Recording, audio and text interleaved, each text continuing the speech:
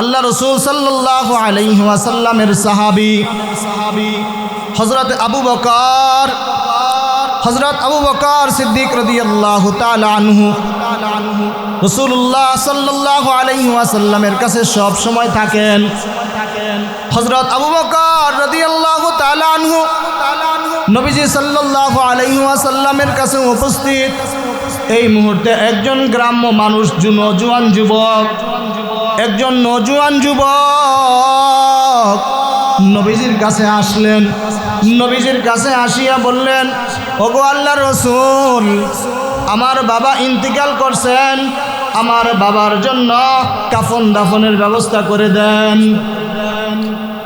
রাসূলুল্লাহ সাল্লাল্লাহু আলাইহি ওয়াসাল্লাম হযরত আবু বকর সিদ্দিক রাদিয়াল্লাহু তাআলা আনহুকে বললেন, হে আবু বকর, যাও এই যুবকের বাবার কাফন দাফনের ব্যবস্থা করে দাও।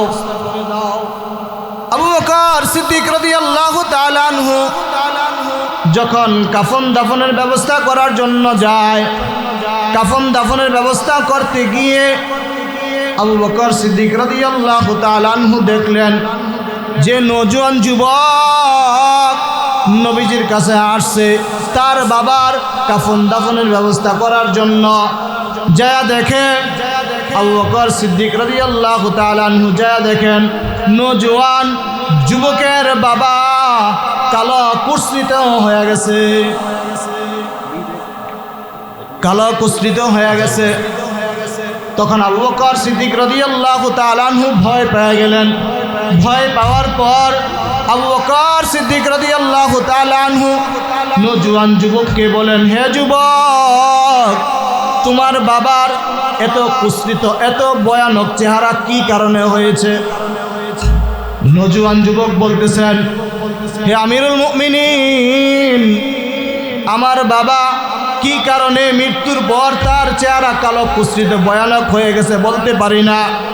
আবু বকর সিদ্দিক রাদিয়াল্লাহু তাআলা আনহু বললেন, তোমার বাবা দুনিয়াতে জীবিত অবস্থায়, তোমার বাবা দুনিয়াতে থাকতে তার ভালো কি আমলগুলো ছিল আর খারাপ কি আমলগুলো ছিল, সে আমলগুলোর কথা আমাকে শোনাও। তখন নওজোয়ান যুবক বলতেছেন, আমার বাবা কোনো সময় ভালো কোনো কাজ করে নাই, কোরআনের কোনো কথা শুনে নাই, নামাজ পড়ে নাই। যখন মসজিদে আজান হয়েছে, আজানের ব্যাপারে তার মধ্যে মন্তব্য থাকতো। কোরআনের আয়াত, কোরআনের তেলাওয়াত যখন শুনতো তখন তার কানের মধ্যে এইভাবে হাত দিয়ে রাখতো। কোরআনের আওয়াজ তার কাছে ভালো লাগতো না, কোরআনের শিক্ষা তার কাছে ভালো লাগতো না। আবু বকর সিদ্দিক রাদিয়াল্লাহু তাআলা আনহু নবীজি সাল্লাল্লাহু আলাইহি ওয়াসাল্লামের কাছে দৌড়ায়া যায় আর বলে, ইয়া রাসূলুল্লাহ, ইয়া হাবিবাল্লাহ, আমার ভিতরে ভয়ে কম্পন করতেছে, আমি বুঝতেছি না কি কারণে ভয়ে কম্পন করে। আবু বকর সিদ্দিক রাদিয়াল্লাহু তাআলা আনহুকে নবীজি বললেন, হে আবু বকর, তোমাকে যে কাফন দাফনের জন্য পাঠাইছিলাম, এই কাফন দাফন পরিপূর্ণ করেছো কিনা? বলা, ইয়া রাসূলুল্লাহ, না না, কাফন দাফন পরিপূর্ণ করতে পারি নাই। কেন করলা না? তখন বলতেছে তার এই অবস্থা, পুরা বিবরণটা বললেন। বিবরণটা বলার পর আবু বকর সিদ্দিক রাদিয়াল্লাহু তাআলা আনহুকে বললেন, হে আবু বকর, যাও তার চেহারার মধ্যে সাদা রেশমি রুমাল দিয়া তার চেহারাটাকে ঘুরিয়া, এরপর এর উপরে পানি দিয়া, এরপর তাকে গোসল করায়া দাও। গোসল করায়া তাকে কাফনের কাপড় পরায়া দাও। কাফনের কাপড় পরাইছেন। কাফনের কাপড় পরানোর পর আবু বকর সিদ্দিক রাদিয়াল্লাহু তাআলা আনহু জানাজার জন্য যখন তৈরি করলেন, আমরা আমাদের সমাজে কোনো মানুষ যখন মারা যায় আমরা কি করি? আগে কাফন তাপন পরাই, গোসল করাইয়া এরপর আমরা জানাজার নামাজ পড়ায় তাকে মাটির মধ্যে কবরে শোয়াইয়া দেই, ঠিক নি? তাহলে আবু বকর সিদ্দিক রাদিয়াল্লাহু তাআলা আনহু এই কাজটাই করলেন। আবু বকর সিদ্দিক রাদিয়াল্লাহু তাআলা আনহু নবীজি সাল্লাল্লাহু আলাইহি ওয়াসাল্লামের কথা অনুসরণ করে, কথা মেনে আবু বকর কাফন দাফন করাইয়া জানাজার মাঠে যখন জানাজা পড়ার জন্য সমস্ত মানুষ যখন দাঁড়াইলেন, সমস্ত মানুষ যখন একত্রিত হইলেন, একত্রিত হওয়ার পর আবু বকর রাদিয়াল্লাহু তাআলা আনহুর সামনে এক ব্যক্তি হাজির। এক ব্যক্তি আসিয়া বলেন, হে আমিরুল মুমিনিন, তার কাফনের কাপড়ের মধ্যে কি জানি নড়াচড়া করতেছে। আবু বকর সিদ্দিক রাদিয়াল্লাহু তাআলা আনহু বললেন, কি নড়াচড়া করে? কাপড়টা একজনকে খোলার জন্য বললেন, মাথার বানটা খুললেন। মাথার বানটা খোলার পর কাপড়টা যখন সরাইলেন, কাপড়টা সরানোর সঙ্গে সঙ্গে একটা বিষাক্ত সাপ তার সামনে এভাবে চুল দিয়ে বসে আছে। আবু বকর সিদ্দিক রাদিয়াল্লাহু তাআলা আনহুকে বললেন, উপস্থিত লোক যারা ছিল তারা বলতেছেন যে হে আমিরুল মুমিনিন, আপনি যদি আদেশ করেন এই সাপটাকে আমরা মেরে ফেলি। আল্লাহ রাব্বুল আলামিন ওই সময় তৎক্ষণিক আল্লাহ তাআলা সাপের জবান আল্লাহ তাআলা খুলে দিয়া বললেন, হে উপস্থিত লোকজন, তোমরা জানিয়ে রাখো, তোমরা শুনিয়া লও, আমি দুনিয়ার কোনো সাপ না। আমি যদি একটা নিঃশ্বাস এই মুহূর্তের মধ্যে এখানে ছাড়ি, আমার একটা নিঃশ্বাস যতক্ষণ পর্যন্ত, যতদূর পর্যন্ত যাবে ততদূর পর্যন্ত এখানে উপস্থিত যারা ছিলা তোমরা সবাই সাথে সাথে ইন্তিকাল করিয়া ফেলবা। কিন্তু কোরআন তো এই শিক্ষা দেয় নাই, রাসূল তো এই শিক্ষা দেয় নাই।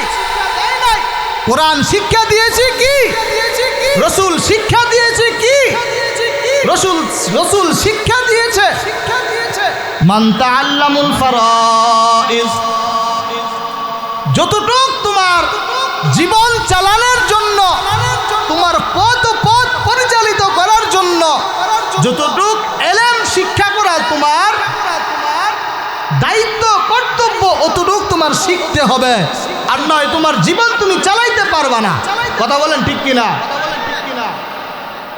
যেমন যেমন আপনি নামাজ পড়বেন, নামাজ পড়ার ক্ষেত্রে আপনার সূরা ফাতিহাটা শুদ্ধ করে পড়তে হবে।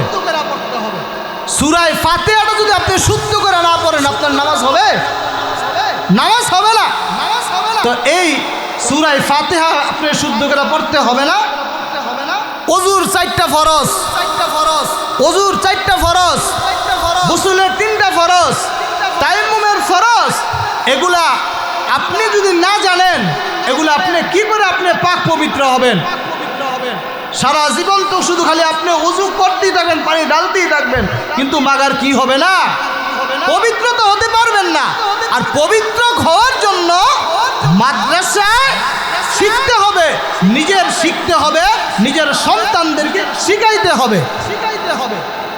আমি শুনতে পাইছি আপনাদের এই মাদ্রাসায় বর্তমানে যিনি মাদ্রাসার দায়িত্বে আছেন, ওনার তত্ত্বাবধানে আসার পরে ইসলামিক ফাউন্ডেশনে কোরআন প্রতিযোগিতায় এই মাদ্রাসায় 3য় স্থান অধিকার করছে। বলেন আলহামদুলিল্লাহ।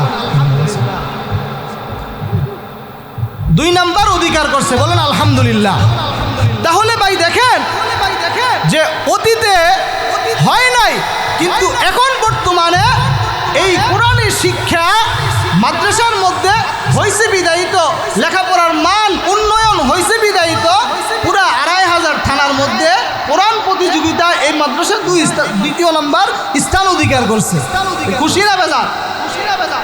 এই জন্য ভাই আপনাদের সন্তানদেরকে এই মাদ্রাসায় ভর্তি করাইবেন, নিজে মাদ্রাসার সাথে সম্পর্ক রাখবেন। রাসূলুল্লাহ সাল্লাল্লাহু আলাইহি ওয়াসাল্লাম বলেন, রাসূলুল্লাহ সাল্লাল্লাহু আলাইহি ওয়াসাল্লাম বলেন যে একটা সন্তান যদি আপনি কোরআনের শিক্ষায় শিক্ষিত বানান, ক্বালা রাসূলুল্লাহ সাল্লাল্লাহু আলাইহি ওয়াসাল্লাম মান ক্বারাআল কুরআন হারফান কিতাবাল্লাহি 10। নবীজি সাল্লাল্লাহু আলাইহি ওয়াসাল্লাম বলেন, কোরআনের একটা হরফ কোনো বান্দা শিখলে একটা হরফ শিখার কারণে আল্লাহ রাব্বুল আলামিন তার আমল নামায় আল্লাহ তাআলা 10টা করে নেকি আল্লাহ তাআলা দিয়ে দিবেন। সাহাবী প্রশ্ন করলেন, ওগো আল্লাহর রাসূল, একটা কোরআনের হরফ কোনো বান্দা শিখলে একটা হরফের বিনিময়ে কি আল্লাহ তাআলা 10টা নেকি দিবেন? বলে না, একটা হরফ শিখছে, একটা হরফ শিখার কারণে আল্লাহ রাব্বুল আলামিনের কাছে খাজনার অভাব নাই। আল্লাহ তাআলা একটা হরফ সহি শুদ্ধ করে পড়ছে। একটা বান্দা যদি কোরআনের হরফ পড়ে, কোরআনের হরফ পড়লে তার আমল নামায় কমপক্ষে 10টা নেকি দেয়। সহি শুদ্ধ কইরা পড়লে 20টা নেকি দেয়। অর্থ বুঝিয়া পড়লে আরও 10টা নেকি ডাবল হয়। এভাবে রাসূলুল্লাহ সাল্লাল্লাহু আলাইহি ওয়াসাল্লাম বলেন, হে আমার উম্মত, যদি তোমার কোনো বান্দা একটা কোরআনের আয়াত, একটা কোরআনের হরফ বুঝিয়া শুদ্ধভাবে পড়তে পারে, আল্লাহ রাব্বুল আলামিন তাকে একের বিনিময় 100টা সওয়াব আল্লাহ তাআলা তাকে দান করবেন। আল্লাহ রাসূল সাল্লাল্লাহু আলাইহি ওয়াসাল্লামের সাহাবী হযরত আবু বকর সিদ্দিক রাদিয়াল্লাহু তাআলা আনহু রাসূলুল্লাহ সাল্লাল্লাহু আলাইহি ওয়াসাল্লামের কাছে সব সময় থাকেন। হযরত আবু বকর রাদিয়াল্লাহু তাআলা আনহু নবীজি সাল্লাল্লাহু আলাইহি ওয়াসাল্লামের কাছে উপস্থিত। এই মুহূর্তে একজন গ্রাম্য মানুষ, নওজোয়ান যুবক, একজন নওজোয়ান যুবক নবীজির কাছে আসলেন। নবীজির কাছে আসিয়া বললেন, ওগো আল্লাহর রাসূল, আমার বাবা ইন্তিকাল করছেন, আমার বাবার জন্য কাফন দাফনের ব্যবস্থা করে দেন। রাসূলুল্লাহ সাল্লাল্লাহু আলাইহি ওয়াসাল্লাম হযরত আবু বকর সিদ্দিক রাদিয়াল্লাহু তাআলা আনহুকে বললেন, হে আবু বকর, যাও এই যুবকের বাবার কাফন দাফনের ব্যবস্থা করে দাও। আবু বকর সিদ্দিক রাদিয়াল্লাহু তাআলা আনহু যখন কাফন দাফনের ব্যবস্থা করার জন্য যায়, কাফন দাফনের ব্যবস্থা করতে গিয়ে আবু বকর সিদ্দিক রাদিয়াল্লাহু তাআলা আনহু দেখলেন যে নওজোয়ান যুবক নবীজির কাছে আসছে তার বাবার কাফন দাফনের ব্যবস্থা করার জন্য।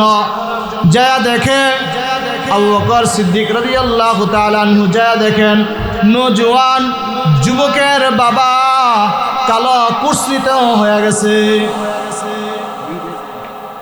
কালো কুৎসিত হয়ে গেছে। তখন আবু বকর সিদ্দিক রাদিয়াল্লাহু তাআলা আনহু ভয় পেয়ে গেলেন। ভয় পাওয়ার পর আবু বকর সিদ্দিক রাদিয়াল্লাহু তাআলা আনহু নওজোয়ান যুবককে বলেন, হে যুবক, তোমার বাবার এত কুৎসিত, এত ভয়ানক চেহারা কি কারণে হয়েছে?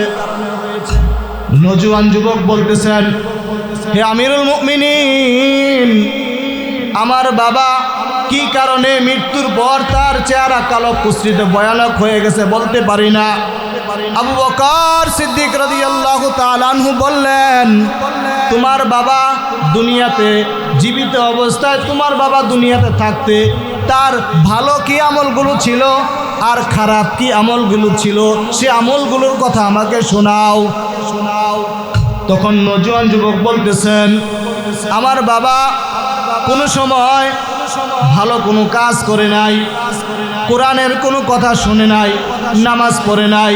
যখন মসজিদে আজান হয়েছে, আজানের ব্যাপারে তার মধ্যে মন্তব্য থাকতো।